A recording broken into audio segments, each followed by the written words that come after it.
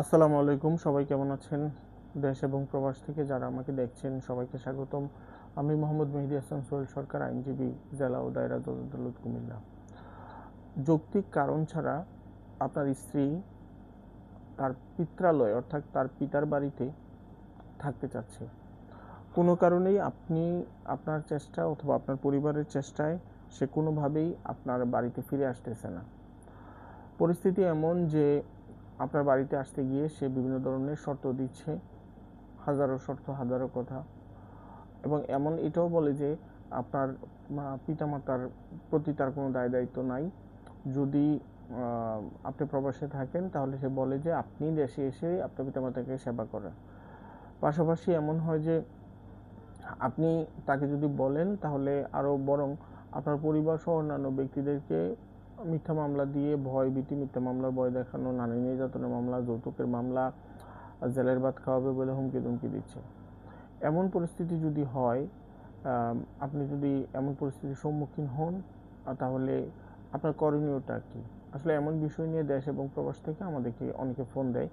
আমাদের কাছে অনেকে জানতে চায় যে আমার স্ত্রী তার বাবার বাড়িতে আছে, আমি বারেবার অনুরোধ করতেছি যে আমার পিতামাতা অসুস্থ, অথবা আমি তার একমাত্র সন্তান, অথবা আমার দায় দায়িত্ব আছে, আমি তো প্রবাসী, অথবা আমি দেশে আছি, আমি চাকরি করি, অথবা আমি আমার বাবা মার সাথেই থাকি, আমি তো আমার কর্মে থাকি, আমার বাবা মা অসুস্থ মানুষ, তাদেরকে সেবা করার জন্যই তো তোমাকে বিয়ে করা। এখন তুমি কেনই বা তোমার বাবার বাড়িতে থাকতেছো, তুমি এত শর্ত দিতেছো, অথবা তোমার বাড়ির অন্যান্য ব্যক্তিবর্গ যারা আছে তারা বিভিন্নভাবে উৎসাহ দিয়ে একটা কঠিন পরিস্থিতি তৈরি করতেছে। এমন পরিস্থিতি যদি হয়, আপনার স্ত্রী যৌক্তিক কারণ ছাড়া যদি তার পিতার বাড়িতে অবস্থান করতে চায় এবং আপনাকে যদি বলে, বিভিন্ন কারণ দেখায়, আপনি আইনগতভাবে কিছু ব্যবস্থা নিতে পারেন।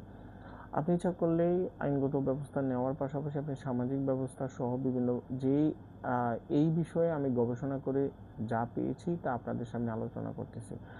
দেখেন, আপনার স্ত্রী যদি যৌক্তিক কোনো কারণ ছাড়া তার বাবার বাড়ি থেকে স্বামীর বাড়িতে আসতে না চায়, তবে স্বামী আইনগত ও সামাজিক উভয় সামাজিক ব্যবস্থাও নিতে পারেন এবং আইনগত ব্যবস্থা নিতে পারেন। উভয় ব্যবস্থা নিয়ে আপনি এই বিষয়টাকে সমাধান করার চেষ্টা করতে পারেন।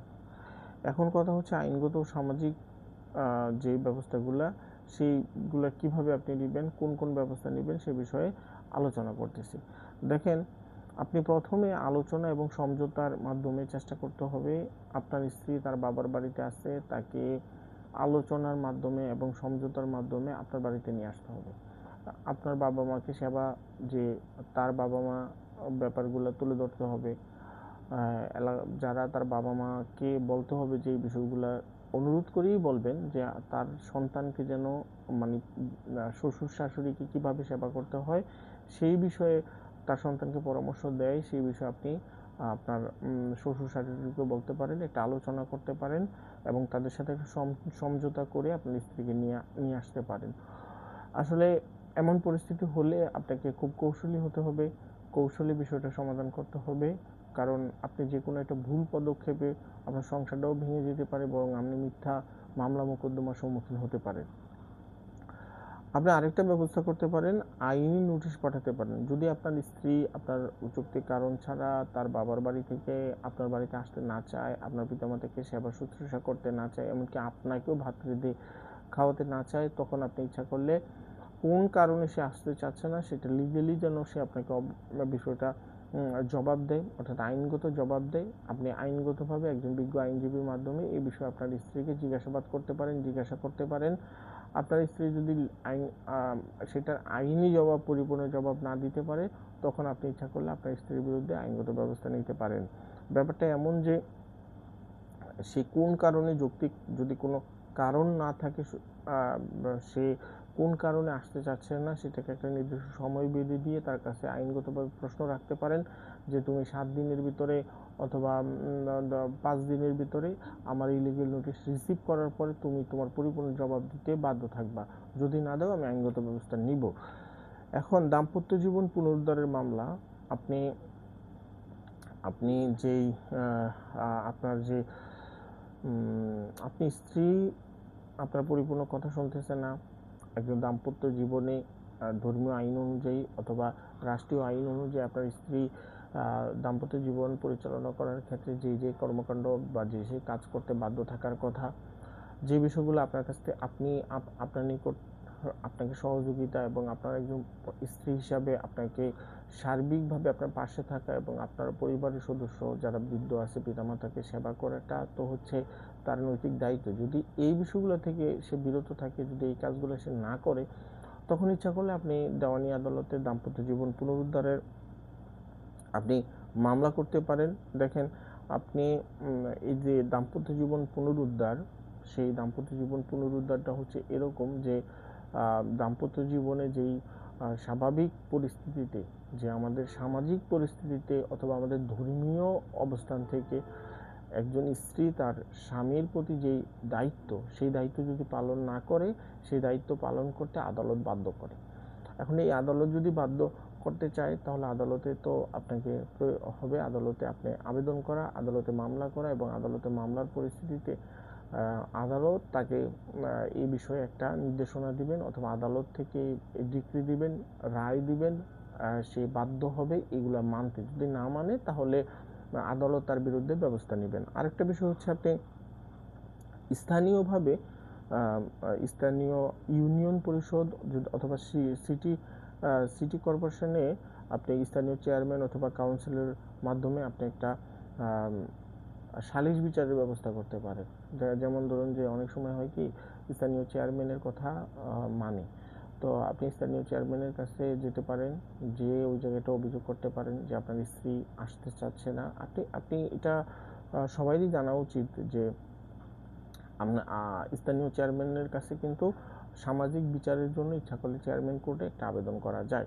এখন এই আবেদনটা আপনি করতে পারেন, এবং কারা কারা আপনার স্ত্রীকে এই বিষয়ে উৎসাহ দিচ্ছে অথবা কোন কারণে আপনি আপনার আজকের পরিস্থিতি, সে বিষয়টা আপনি মৌখিকভাবে লিখিতভাবে স্থানীয় চেয়ারম্যানকে জানাতে পারেন।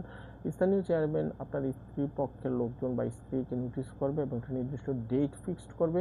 আপনাদের পক্ষের লোক থাকবে এবং তার পক্ষের লোক থাকবে, আলোচনা সাপেক্ষে বিষয়টা সমাধান করে দিবে। এবং এই ক্ষেত্রে স্থানীয় চেয়ারম্যান এই বিষয় সমাধান করার জন্য আইনগতভাবেও ক্ষমতা রাখে।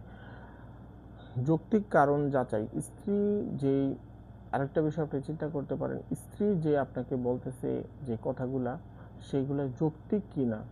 আসলে এমন পরিস্থিতি হয়েছে যে আসলেই সে সামাজিকভাবে বা তাকে দিয়ে এমন কাজ করতে বাধ্য যেটা নীতি নৈতিকতা বহির্ভূত কোনো কাজ করতে বলে কিনা আপনার পরিবারের সদস্যরা, অথবা তাকে দিয়ে এতটাই পরিশ্রম করায় কিনা যতটা পরিশ্রম সে করলে অসুস্থ হয়ে পড়বে, অথবা এমন কোনো পরিস্থিতির শিকার হয় না যে ধর্মীয় বিষয়ের সাথে সাংঘর্ষিক।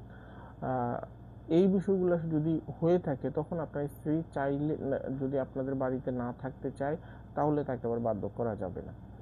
এখন এই কারণ ছাড়া, যেমন এমন হইলো যে যৌন নিপীড়নের শিকার হচ্ছে কিনা, অথবা তার সাথে এমন কোনো আচরণ করা হয় কিনা যে আচরণগুলো স্বাভাবিকভাবে ধর্মীয় দৃষ্টিকোণ থেকে তার শরীয়তে বাধা আছে, অথবা তার জন্য সে যেভাবে চলাচল করতে চায় তার জন্য উপযুক্ত পরিবেশ আপনি তৈরি করতে পারতেছেন না। যেমন ধরেন, অনেক মহিলা আছে যে সে ধর্মীয় বিষয়টা খুব সেন্সিটিভভাবে নেয়, তাকে কেউ না দেখুক।